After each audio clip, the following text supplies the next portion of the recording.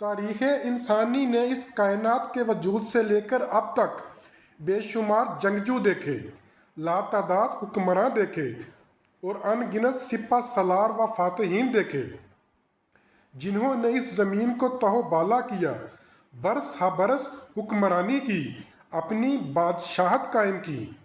آج ہم جس عظیم ہستی کا تذکرہ کرنے جا رہے ہیں وہ صرف ایک فرد نہیں، وہ تاریخ کا ضمیر ہے، وہ علم کا سمندر ہے، اسلام کی تلوار ہے، عمل کا معیار ہے، وہ حیدر کرار ہے، اور وہ ہے شیر خدا، فاتح خیبر، باب العلم، امیر المومنین، ابو تراب، سیدنا علی بن ابی طالب رضی اللہ تعالیٰ عنہ۔ سکندر اعظم ہو یا چنگیز خان، نیپولین بوناپارٹ ہو یا ہلاکو خان، ان کی تلواریں جا بجا خون تو بہا سکتی تھیں مگر دلوں کو فتح کبھی نہ کر سکیں۔ دنیا کے امن کو تباہ و برباد تو کر سکتی تھیں مگر بردباری اور رحم دلی کا عنصر قریب تک نہ تھا۔ یہ صرف ایک انسان کی کہانی نہیں، یہ حق کے ساتھ کھڑے ہونے کی داستان ہے، یہ عمل پر قربان ہو جانے کی تاریخ ہے، یہ طاقت کے باوجود عاجزی اور اختیار کے باوجود انصاف اور رحم دلی کا نام ہے، جس کی شجاعت کا لوہا صرف زمین والوں نے نہیں بلکہ آسمانی فرشتوں نے بھی مانا، جس کی تلوار الذوالفقار جب میان سے نکلتی تھی تو باطل کے بڑے بڑے ایوان لرز جاتے تھے، جس نے عرب کے تمام خزانے اپنے زیر سرپرستی ہونے کے باوجود جو کی روٹی پر گزارا کیا۔ تاریخ کے ان صفحات پر صرف ایک ہی نام لکھا ہے، وہ ہے حیدر کرار، شیر خدا علی بن ابی طالب۔ آپ کی ولادت جو تاریخ میں منفرد ہے، حضرت علی کی پیدائش 13 رجب المرجب کو خانہ کعبہ کے اندر ہوئی۔ یہ شرف نہ اس سے پہلے کسی کو ملا اور نہ اس کے بعد کسی کو نصیب ہوا۔ جب قریش کے لوگ کعبہ میں رکھے گئے بتوں کے آگے جھکتے تھے، کم عمری میں بھی علی نے کبھی کسی بت کے آگے سر نہیں جھکایا۔ شاید تاریخ اسی لیے انہیں کرم اللہ وجہہ کے لقب سے بھی یاد کرتی ہے، یعنی وہ چہرہ جسے اللہ نے بزرگوں برتر کر دیا۔ یوں لگا جیسے اللہ نے خود اسی وقت اعلان کر دیا ہو کہ یہ شخصیت غیر معمولی ہے، یہ بچہ حق کے ساتھ کھڑا ہونے والا ہے۔ آپ کے والد ابو طالب اور والدہ فاطمہ بنت اسد تھیں۔ حضرت علی نے آنکھ کھولی تو سامنے محمد عربی صلی اللہ علیہ وآلہ وسلم تھے۔ آپ کی پرورش کتابوں سے نہیں بلکہ سیرت نبوی میں ہوئی۔ آپ نے براہ راست نبی کی گود میں پرورش پائی۔ ذرا غور کریں، جس کا مربی اور پیشوا خود رسول خدا ہو اس کا کردار کیسا ہوگا۔ جب قریش کے بچے مکہ کی گلیوں میں کھیل کود میں مشغول ہوتے، آپ نبی کے قدموں میں بیٹھ کر حکمت و دانش سیکھ رہے ہوتے۔ یہی وہ تربیت تھی جس نے نہ صرف آپ کو جسمانی طور پر بلکہ روحانی طور پر بھی فولاد بنا دیا تھا۔ نبوت کے اعلان کے بعد بچوں میں سب سے پہلے ایمان لانے والوں میں یہی کم سن علی تھے۔ جب آپ صلی اللہ علیہ وآلہ وسلم نے دین حق کی تبلیغ کی، آپ کے تمام عزیز و اقارب آپ کو چھوڑنے لگے اور رسول خدا نے پوچھا کون میرا ساتھ دے گا، تو مجمع خاموش تھا، لیکن ایک کم عمر بچہ کھڑا ہوا اور بولا یا رسول اللہ میں آپ کے ساتھ ہوں۔ یہی تھا علی، کم عمر مگر بلند حوصلہ۔ پھر وہ رات آئی شب ہجرت کی رات، اور کفار کے تمام قبائل کے لوگ یکجا ہو کر ننگی تلواریں لے کر نبی کے گھر کا محاصرہ کیے ہوئے تھے۔ ہر طرف موت کا پہرا تھا۔ اللہ کے نبی نے ہجرت کا ارادہ فرمایا،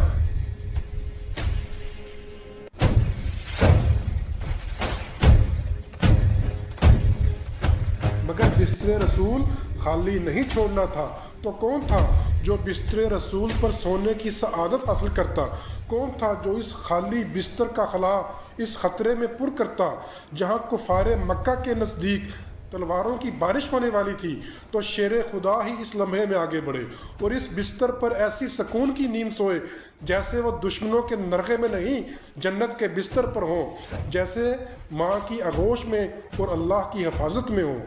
ان کا کہنا تھا کہ اپنی زندگی میں ایک ہی رات سکون کی نیند سویا ہوں، جس رات میری سعادت میں بستر رسول تھا۔ وقت گزرنے کے ساتھ ساتھ کفار مکہ کی سازشیں نفرتیں بڑھتی گئیں۔ 5 ہجری غزوہ خندق کا مقام، جب مدینہ کے گرد خندق کھودی گئی۔ اسلام کا سب سے بڑا دشمن اور کفار کا طاقتور جنگجو عمر بن عبد ود خندق پھلانگ کر مسلمانوں کو للکار رہا تھا۔ یہ وہ جنگجو تھا جسے کفار 1000 جنگجوؤں کے برابر مانتے تھے۔ اس کی للکار گونج رہی تھی کہ کون ہے جو میرے ساتھ مقابلہ کرے؟ تو حضرت علی بولے، اے اللہ کے رسول مجھے اجازت دیں۔ تو آپ صلی اللہ علیہ وآلہ وسلم نے شفقت سے فرمایا، علی بیٹھ جاؤ، جانتے ہو وہ عمر بن عبد ود ہے اور تم ابھی چھوٹے ہو۔ آپ بیٹھ گئے۔ عمر بن عبد ود نے پھر پکارا کہ کون ہے مسلمانوں میں جو میرا مقابلہ کرے؟ اور جب تیسری بار اس نے کہا کہ کون ہے مسلمانوں میں جو میرے مقابلے میں آئے، تو حضرت علی نے پھر عرض کیا، اے اللہ کے رسول مجھے اجازت دے۔ تو پھر آپ نے فرمایا، جاؤ علی، اللہ تمہارا حامی و ناصر ہو۔ حضرت علی مقابلے کے لیے گئے۔ عمر بن عبد ود کی آنکھوں میں آنکھیں ڈالی۔ اس کافر کی للکار پر خون علی نے جوش مارا۔ آپ کی تلوار ذوالفقار میان سے نکلی اور قدموں کی تیزی سے دور اڑی اور تلواروں کی چھنکار سنائی دی، اور آپ نے ایک ہی وار میں عمر بن عبد ود کا سر اس کی آہنی کھوپڑی سے لے کر اس کی گردن تک کاٹ دیا، اور فضا میں ایک ہی نعرہ گونجا، اللہ اکبر۔ عمر بن عبد ود کا سر ریگستان عرب کی تپتی ریت پر تھا اور علی کی تلوار الذوالفقار فضا میں۔ 7 ہجری میدان خیبر یہودیوں کا سب سے مضبوط اور مشہور قلعہ، جو لوہے اور پتھروں کے پہاڑ کی مانند تھا۔ کئی دنوں سے مسلمانوں کا لشکر اس پر فتح نہیں پا سکا تھا۔ فوجیں تھک چکی تھیں، امیدیں دم توڑ رہی تھیں۔ پھر اگلے دن جنگ شروع ہونے سے پہلے نبی اکرم صلی اللہ علیہ وآلہ وسلم نے فرمایا، کل میں یہ پرچم اس شخص کو دوں گا جو اللہ اور اس کے رسول سے محبت کرتا ہے، اور اللہ اور اس کا رسول بھی اس سے محبت کرتے ہیں۔ وہ فتح یاب ہوگا، اللہ اس کے ہاتھوں فتح عطا فرمائے گا۔ صحابہ کرام رات بھر بے چین رہے کہ یہ خوش نصیب کون ہوگا۔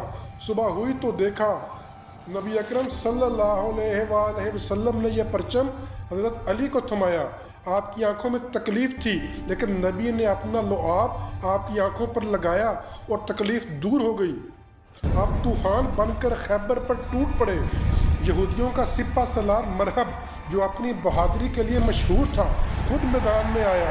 مرہب نے للکارا، خیبر جانتا ہے کہ میں مرہب ہوں اور 1000 جنگجوؤں پر بھاری ہوں۔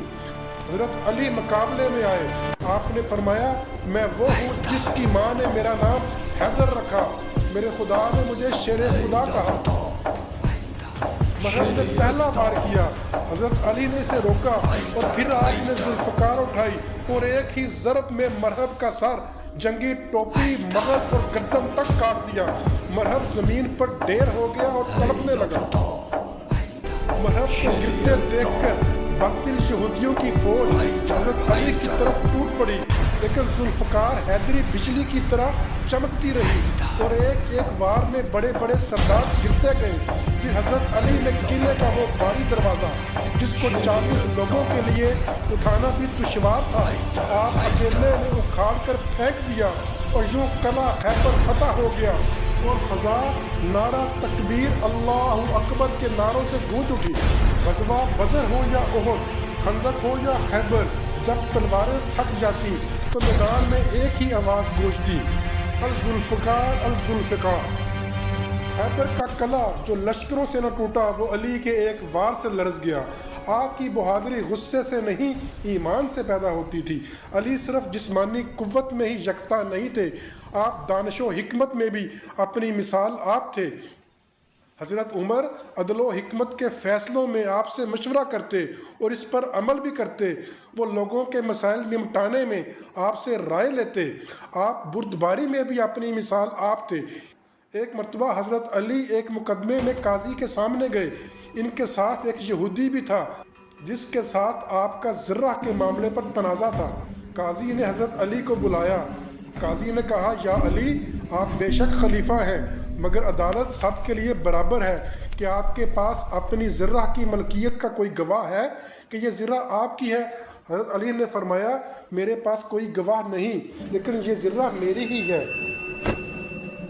تو قاضی نے کہا پھر فیصلہ یہودی کے حق میں ہوگا کیونکہ شریعت میں بغیر گواہ کے فیصلہ نہیں ہوتا۔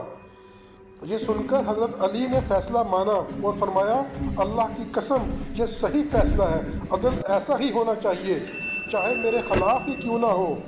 یہودی یہ منظر دیکھ کر حیران رہ گیا اور بولا یہ ذرہ واقعی علی کی ہی ہے، میں اس کو واپس کرتا ہوں اور گواہی دیتا ہوں کہ آپ واقعی اللہ کے سچے دین پر ہیں، اور اسی وقت مسلمان ہو گیا۔ رسول اللہ صلی اللہ علیہ وآلہ وسلم نے فرمایا میں علم کا شہر ہوں اور علی اس کا دروازہ ہے۔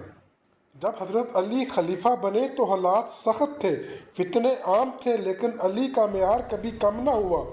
اگر بیت المال کا ایک بھی چراغ میں اپنے ذاتی کام کے لیے جلاؤں تو جواب دہ ہوں گا۔ خلافت کے دور میں اقتدار ان کے لیے سہولت نہیں ذمہ داری تھی۔ وہ راتوں کو گشت کرتے، یتیموں کے دروازے کھٹکھٹاتے، بیواؤں کا سہارا بنتے، کسی کو معلوم نہ ہوتا یہ خلیفہ ہیں۔ حضرت علی صرف تاریخ نہیں وہ راستہ ہیں۔ اگر شجاعت چاہیے تو علی کو دیکھو، اگر عدل چاہیے تو علی کو پڑھو، اگر حکمت چاہیے تو علی کو سمجھو۔ دشمنوں کے لیے بھی آپ بد دعا نہ کرتے۔ آپ کی شہادت کے دن جب کوفہ میں فجر کے وقت آپ مسجد میں تھے تو ایک بدبخت ابن ملجم نے آپ پر حملہ کیا اور آپ پر خنجر سے کاری وار کیا، اور آپ 3 دن بعد شہادت کے رتبے پر فائز ہوئے۔ اس سے زیادہ آپ کی شہادت کو بیان کرنے کی مجھ میں سکت نہیں۔ اللہ آپ کا حامی و ناصر ہو۔